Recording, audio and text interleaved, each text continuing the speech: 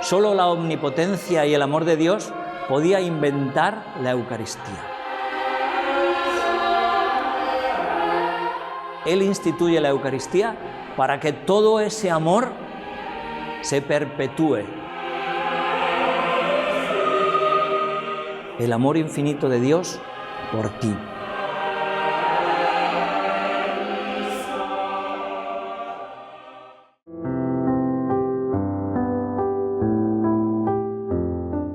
¿Cómo comienza a estar Cristo en el sacramento? Por la conversión. ¿Veis? Que habla de eso, de una transformación, de una conversión de las sustancias del pan y del vino. No es aniquilación, sino conversión. No es que desaparezca el pan y aparezca, sino que es una conversión. Se convierten la sustancia del pan y la sustancia del vino en la sustancia del cuerpo y la sangre del Señor. Y es un cambio inmediato. ¿En qué momento sucedía el cambio, la transustanciación, la presencia? Pues Santo Tomás de Aquino dice que eso es vis verborum, por la fuerza de las palabras. Y que cuando el sacerdote termina de decir esto es mi cuerpo que se entrega por vosotros, ¡pum!, ahí está el Señor, su presencia real. Cuerpo, sangre, alma y divinidad. Bueno, las especies eucarísticas permanecen por milagro divino. Normalmente, claro, en la filosofía está la sustancia, que es como la realidad oculta, el ser de la cosa, el en sí, y están los accidentes, que es lo que se ve.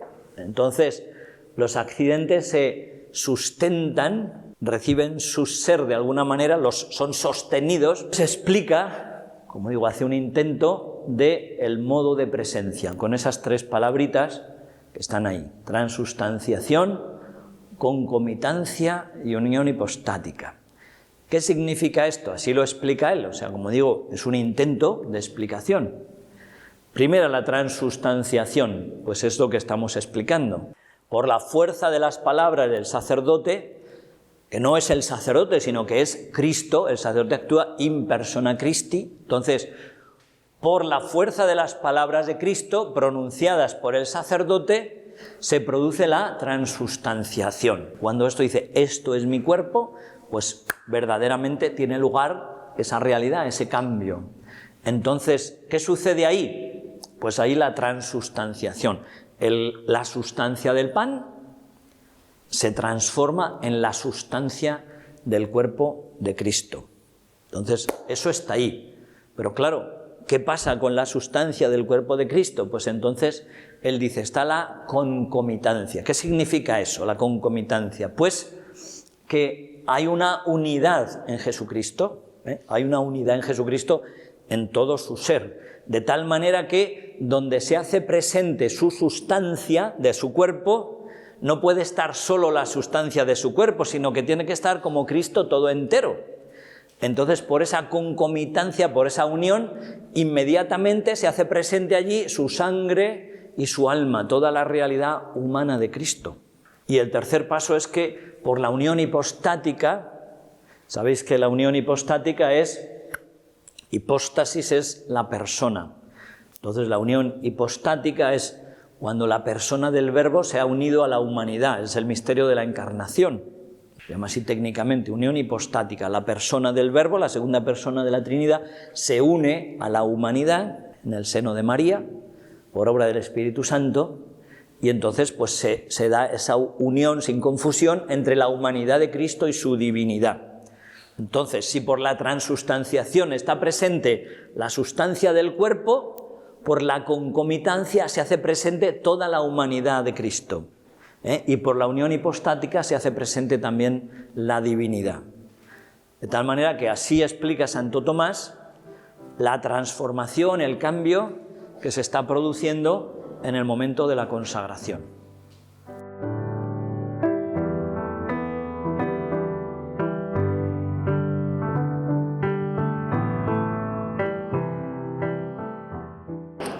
La presencia de Cristo es sustancial. Per modum substantia. Es lo mismo que estamos... La sustancia es una categoría metafísica, es decir, no es la física. Fijaos que ha habido en movimientos en los años bastante cercanos, cuando empezó como a surgir la física atómica y todas estas cosas, como que querían analizar una forma consagrada a ver si allí, midiendo energías, historias, se encontraba algo de... Es que, o sea, es otro camino distinto. Es un modo que no es empírico. Yo puedo trocear, puedo analizar, puedo químicamente, rayos X, lo que queráis. Allí no voy a encontrar datos empíricos de la presencia del Señor, porque es la transformación, es una transformación metafísica. Metafísica es que está más allá de la física, es una realidad que trasciende los sentidos. Y por eso la presencia es per modum substantiae. ¿Veis que esto es importante? Os hablaba antes de esos de los ultrarrealistas, que dicen ahí cuando el sacerdote lo parte, pues está partiendo el cuerpo de Jesús, ¿no?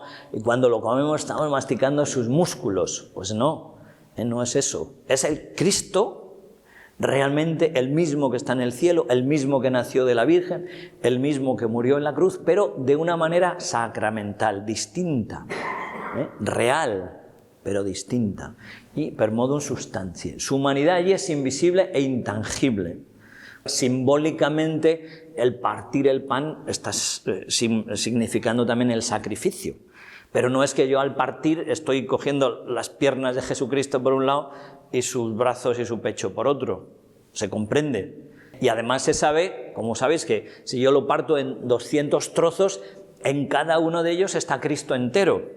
Porque la presencia no es física, no es algo que se parte, no es material, sino que es una presencia sustancial.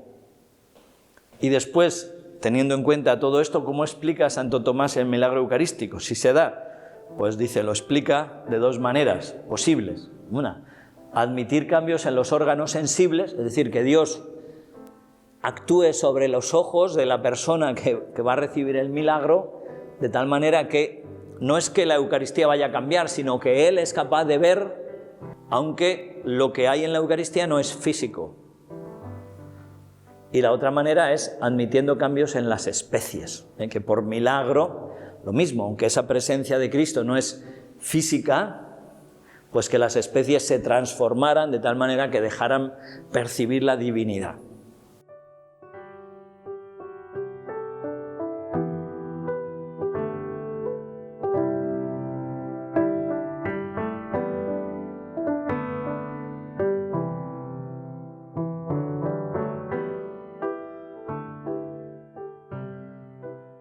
Y finalmente, el tema del sacrificio, Santo Tomás de Aquino lo trabajó menos, se centró sobre todo en el tema de la presencia real, de la transustanciación, y aquí pues lo afirma, es el sacramento perfecto de la pasión del Señor en cuanto que contiene a Cristo que la padeció y hace partícipes a los hombres de los frutos de la inmolación en la cruz. ¿Veis? Aquí también Santo Tomás se queda más en el qué, da las afirmaciones de que es el sacrificio de Cristo, de que nos hace llegar los frutos de la redención, pero aquí no entra para nada en el cómo. Igual que la transustanciación intenta explicarla, intenta de una manera pues razonando, usando todos los conceptos teológicos que tiene, en cambio en el tema del sacrificio pues simplemente da las afirmaciones y se para, no lo desarrolla. Recomendaros, si queréis, bibliografía. Por supuesto, claro, todo lo que es el magisterio de la Iglesia. Bueno, empezando por lo más gordo, si queréis, bueno, hay libros sobre la Eucaristía que sean buenos. No todos son buenos, Que esto también, por desgracia, pero hay que decirlo. A veces uno va a las librerías religiosas y encuentras de todo. O sea, encuentras autores que han sido, de alguna manera, que les han llamado la atención desde la Conferencia Episcopal o de la Congregación para la Doctrina de la Fe, y allí tienen sus obras expuestas, publicadas, sin ningún aviso, sin ningún discernimiento. Llega cualquier cristianito que no sabe de qué va la cosa, coge aquello y se está llevando una porquería a su casa y veneno. Y no hay nadie allí para que le diga, oye, que eso no, si vas a comer algo, come algo que no te siente mal.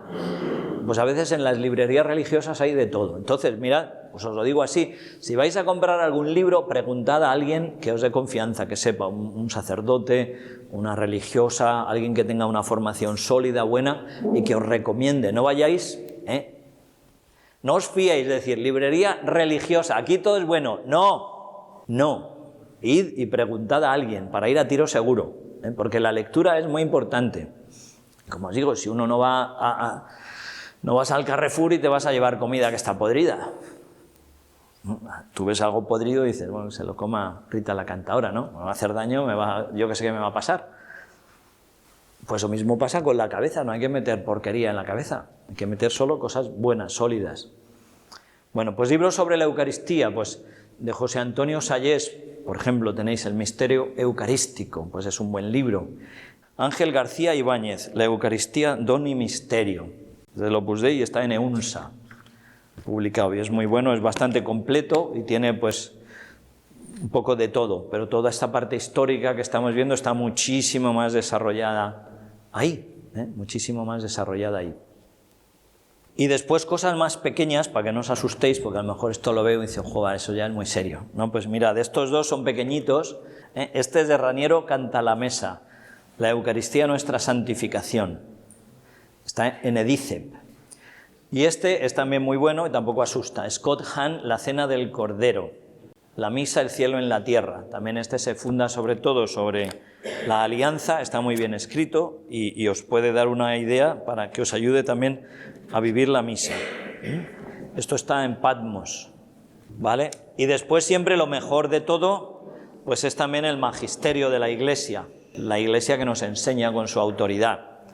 Entonces, os recomendaría, pues esto, Ecclesia de Eucaristía, de Juan Pablo II, año 2003, Mysterium Fidei, de Pablo VI, que después hablaremos un poquito de ella, del año 1965. Hay otra carta que se llama Dominique Cene, de Juan Pablo II también. Eso lo podéis encontrar en Internet, Ecclesia de Eucaristía en Internet. Sacramentum Caritatis, de Benedicto XVI. Esto es una exhortación apostólica después del año de la Eucaristía, pues recogiendo todas las aportaciones y las reflexiones del sínodo, pues sacó esta carta, Sacramentum Caritatis, el sacramento de la unidad, que también está en Internet. Todo esto, pues, jolín, lo podéis descargar gratuitamente. Y también hay otro documento que os quiero recomendar, que se llama así, Redemptionis Sacramentum. Y este es de la Congregación para el Culto Divino y la Disciplina de los Sacramentos. También se puede encontrar en Internet. Es un documento muy interesante que salió también después del año de la Eucaristía y que trata también sobre los abusos litúrgicos, explicando qué se puede hacer, qué no se puede hacer, qué está bien, qué no está bien, y la fe de la Iglesia. Y es muy bueno, porque aquí, como digo, no se trata de... En esto yo procuro siempre, y creo que debe ser así, o sea, los curas no estamos para dar opiniones. Y si doy alguna vez una opinión, pues lo aclaro. Digo, esto es lo que piensa el padre Félix. Pero normalmente todo lo que yo os estoy dando es doctrina de la Iglesia. Los sacerdotes somos no dueños, sino servidores. Y lo que tenemos que hacer es custodiar la fe de la Iglesia y transmitirla. No lo que yo pienso. Lo que yo pienso no salva a nadie. La doctrina, la verdad de la fe que nos ha transmitido Jesucristo, esa sí salva. Y esa es la que los sacerdotes tenemos que transmitir. Por eso siempre es muy importante que aquí, a la hora de hablar con sacerdotes, con religiosas, con seglares, con catequistas, me da igual. No, es que yo pienso que... Bueno, pues lo que tú piensas para ti. Yo quiero la fe de la Iglesia, el catecismo de la Iglesia Católica y los documentos del magisterio. Eso es lo que piensa la Iglesia y eso es lo que es la verdad, lo que yo tengo garantía de que es verdadero. Lo que tú piensas muchas veces es abiertamente contra esto. Y cuando está en contra de esto, pues mire usted, quédese usted con su opinión, que a mí no me hace falta. Yo quiero la verdad y la fe de la Iglesia.